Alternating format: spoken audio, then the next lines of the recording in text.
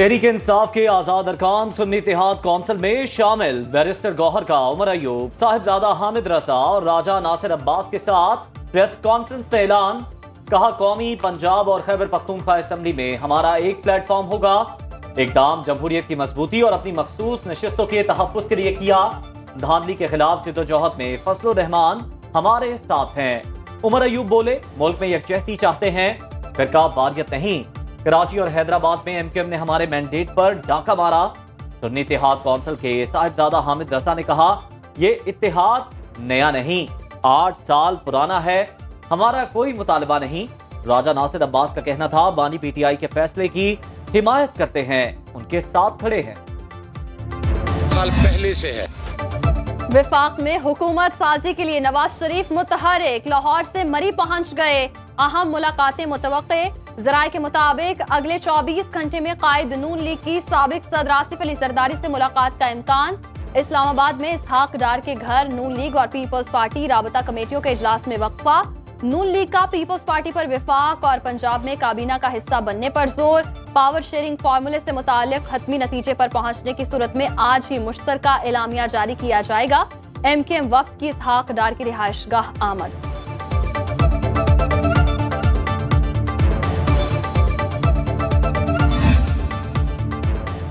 جعلی مینڈیٹ والا وزیر اعظم اور حکومت عوامی مسائل حل نہیں کر سکتی۔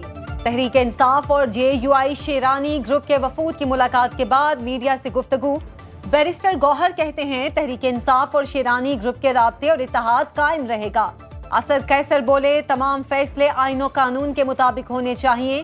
عمر ایوب کا ایم کیو ایم پر کراچی میں پی ٹی آئی کی نشستوں پر ڈاکہ ڈالنے کا الزام۔ مولانا گل نصیب کی پی ٹی آئی رہنماؤں کو مکمل تعاون کی یقین دہانی، کہا خود بھی ایک حلقے سے الیکشن لڑ رہا تھا، پی ٹی آئی کے لیے دستبردار ہوا ہوں۔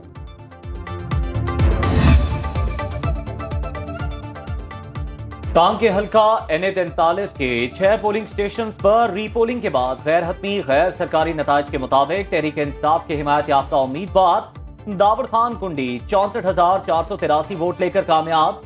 مولانا فضل الرحمان کے بیٹے اسد محمود 63,900 ووٹ لے کر دوسرے نمبر پر رہے۔ پی کے 40 پانسہرہ میں دوبارہ گنتی میں لیگی امیدوار کامیاب۔ مسلم لیگ نون کے سردار شاہجہاں یوسف نے 43,014 ووٹ لیے۔ پی ٹی آئی کے حمایت یافتہ آزاد امیدوار عبدالشکور لقمانی کے 42,918 ووٹ نکلے۔ پی ٹی آئی کے نامزد وزیر اعلیٰ خیبر پختونخوا علی امین گنڈاپور اور سینیٹر فیصل جاوید کی راہداری ضمانتیں پشاور ہائی کورٹ سے منظور۔ سابق وزراء عاطف خان اور شہرام ترکی کی ضمانت میں 26 فروری تک توسیع۔ علی امین گنڈاپور نے صحافیوں سے گفتگو میں کہا، سیاسی انتقام کسی سے نہیں لوں گا، صوبے میں معاشی بحران کا خاتمہ ترجیح ہوگا۔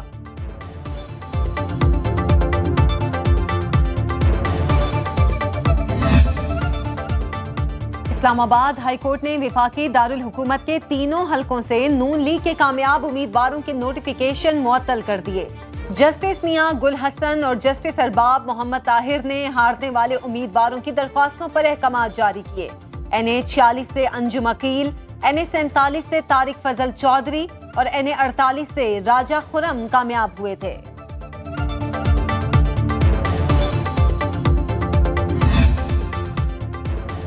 چیئرمین سینٹ کا مبینہ دھاندلی پر بحث کرانے کا فیصلہ۔ پی ٹی آئی سینیٹرز کا اجلاس کے دوران احتجاج اور نعرے بازی، ایوان میں پلے کارڈز لہرائے، اجلاس کل تک ملتوی۔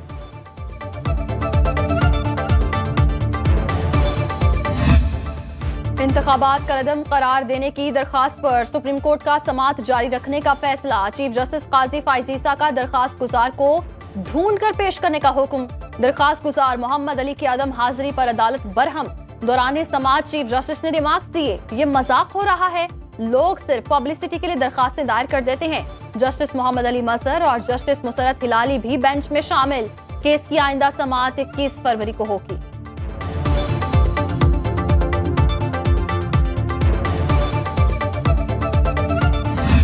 چینی ترجمان کی کامیاب انتخابات پر پاکستان کو مبارکباد، کہا پاکستان میں عام انتخابات مستحکم اور ہموار طریقے سے منعقد کیے گئے۔ چین پاکستانی عوام کے انتخاب کا مکمل احترام کرتا ہے اور آنے والی نئی حکومت کے ساتھ مل کر کام کرنے کا خواہاں ہے۔ امید ہے کہ پاکستان کی متعلقہ جماعتیں انتخابات کے بعد سیاسی یکجہتی اور سماجی استحکام کو برقرار رکھنے کے لیے مل کر کام کریں گی۔ دونوں ممالک کے عوام کے فائدے کے لیے نیا دور شروع کیا جائے گا۔ عوام نے 8 فروری کو واضح فیصلہ دیا، شرپسند عناصر بیوروکریسی کو بلیک میل کر رہے ہیں۔ نگران وزیر اعظم انوار الحق کاکڑ کا بیان، کہا ریاست سول سرونٹس کا دفاع کرے گی، ٹرولنگ کرنے والوں کو مثالی سزائیں دی جائیں گی۔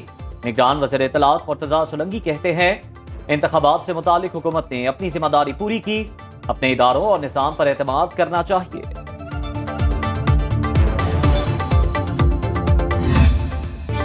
تحریک فتنہ و فساد کے سیاست میں آنے کے بعد سے سیاسی دہشت گردی جاری۔ کمشنر راولپنڈی کے فلاپ ڈرامے کے بعد ایک اور پلانٹڈ سٹوری سامنے آ گئی۔ رہنما نون لیگ اسما بخاری کے پی ٹی آئی پر لفظی وار، کہا انارکلی میں جعلی بیلٹ پیپرز کی فیک نیوز وائرل کی گئی۔ عجیب بات ہے، دروازے کھول کر بیلٹ پیپر چھاپے جا رہے تھے۔ جھوٹے پروپیگنڈے پر اب کارروائی ہونا لازمی ہے۔ مبینہ دھاندلی میں ملوث افراد کے نام ای سی ایل میں ڈالنے کا مطالبہ۔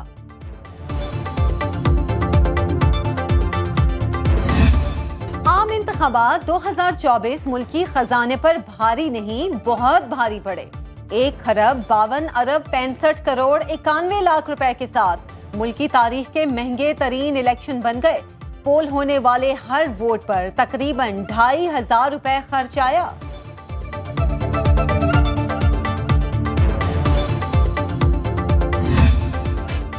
نگران حکومت کی جانب سے گیس کی قیمتوں میں دوسری بار اضافہ، صنعتوں کے لیے گیس 10 سے 25% تک مہنگی۔ صنعتکاروں کے مطابق بار بار گیس مہنگی ہونے سے انڈسٹری چلانا مشکل ہو گیا، فیصلہ واپس نہ لیا گیا تو بہت سی فیکٹریاں بند ہو جائیں گی۔ نگران حکومت نے جاتے جاتے ادویات کی قیمتوں میں اضافے کا بم بھی پھوڑ دیا۔ ادویات کی قیمتیں اب دواساز ادارے اور ڈسٹریبیوٹر خود طے کریں گے۔ ماہرین کے مطابق اس فیصلے سے عوام کی جیبوں سے سالانہ 500 ارب نکالے جائیں گے۔ پاکستان کی نئی حکومت کو بغیر تاخیر آئی ایم ایف سے طویل مدتی معاہدہ کرنا ہوگا۔ تاخیر کی صورت میں ڈیفالٹ کا خطرہ بڑھ جائے گا۔ عالمی ریٹنگ ایجنسی فچ کی رپورٹ کے مطابق موجودہ سٹینڈ بائی پروگرام مارچ میں ختم ہو جائے گا۔ غیر یقینی سیاسی صورتحال کے باعث آئی ایم ایف سے معاہدے کا حصول آسان نہیں ہوگا۔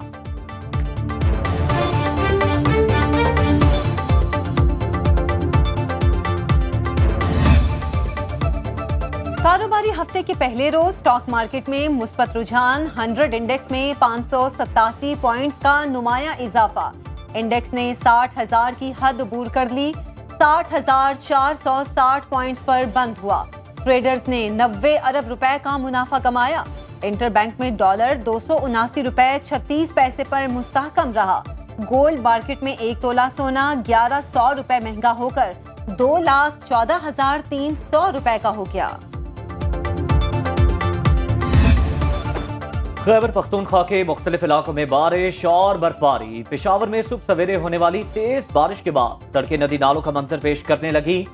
سوات، لوئر دیر اور لوئر کرم میں چھتیں گرنے سمیت مختلف حادثات میں 4 افراد جاں بحق، 6 زخمی ہو گئے۔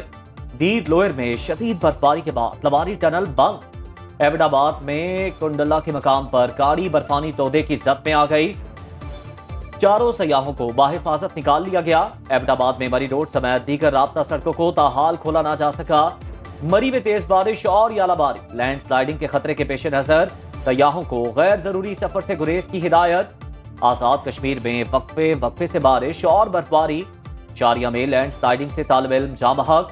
کوٹلی، نکیال اور دیگر شہروں میں موبائل فون سروس اور بجلی بند۔ مظفر آباد اور پونچھ میں موسم کی خرابی کے پیش نظر ضلعی ایلیمنٹری بورڈ کے جاری امتحانات ری شیڈیول اب 26 فروری سے ہوں گے۔ اسکردو میں موسلا دھار بارش کے بعد پروازوں کا شیڈیول متاثر۔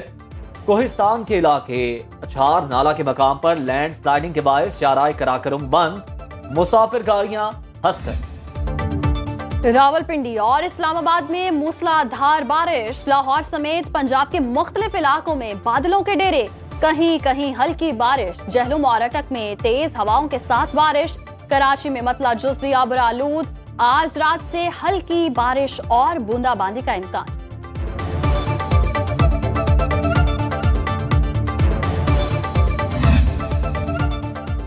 اسلام آباد ہائی کورٹ کا لاپتہ افراد کیس میں بڑا حکم، اب کوئی شہری گواہ ہوا تو سیکرٹری داخلہ اور آئی جی پولیس کے خلاف مقدمہ درج ہوگا، بغیر وارنٹ لوگوں کے گھروں میں داخل ہونے پر وارننگ۔ جسٹس محسن اختر کیانی نے نگران وزیر اعظم کو آئندہ سماعت پر پھر طلب کر دیا، کہا انوار الحق کاکڑ عدالت آنے کو اپنی توہین نہ سمجھیں۔ پی ٹی آئی رہنما شیر افضل مروت کی اپنے گھر پر چھاپے کی بھی شکایت، کیس کی سماعت 28 فروری تک ملتوی۔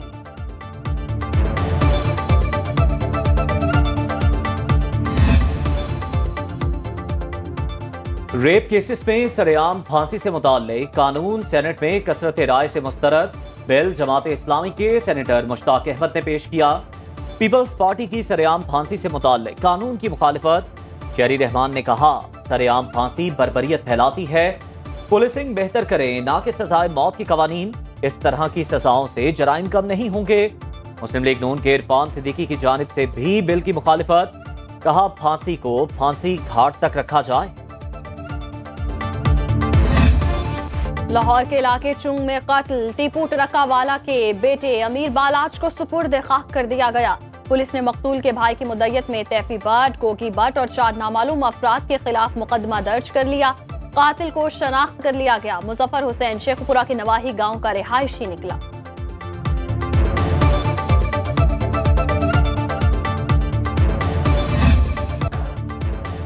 پاکستان سپر لیگ کے لیے سنو نیوز کی سپر ٹرانسمیشن، کس کھلاڑی میں ہے کتنا دم اور کون سی ٹیم ہے ذرا کم، سب دکھائیں گے ہم۔ لیجنڈ کرکٹرز کے جاندار تبصرے اور تجزیے دیکھتے رہیے یقین کے ساتھ۔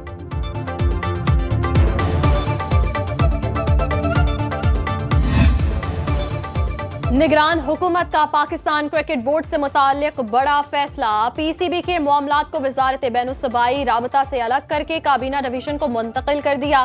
پی سی بی براہ راست وزیر اعظم آفس کے ماتحت کام کرے گا، وزارت کو جواب دہ نہیں۔ سیکرٹری آئی پی سی بھی بورڈ آف گورنرز کے رکن نہیں رہیں گے۔